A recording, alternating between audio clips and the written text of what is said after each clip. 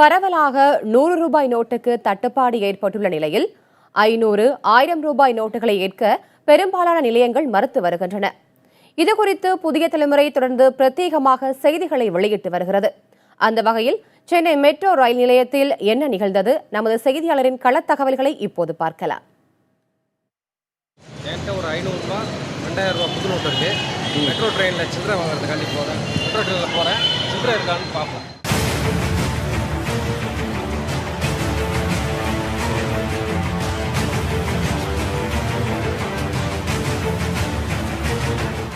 Ticket இருக்குமா? தருவீங்க? கோயம்பேடு போறீங்க பாத்தீங்களா? டிக்கெட் எடுக்காம இதில் யூஸ் பண்ணிக்கலாம். ஆமாம், 150 கார்டு வாங்கிட்டீங்கன்னா கார்டில் 100 பேலன்ஸ் இருக்கும், 50 டெபாசிட்.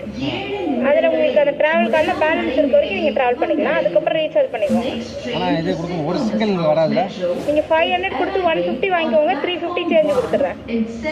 நான் 40 ருபீஸ் கிடைக்காது. 40 ருபீஸ்க்கு 500 கொடுக்க முடியாது. எங்களுக்கு டிமாண்ட் ஆகிடும்ல ரொம்ப. அப்புறம் எல்லாருமே 10 ரூபா டிக்கெட் கூட 500 ரூபா கொண்டு வருவாங்க.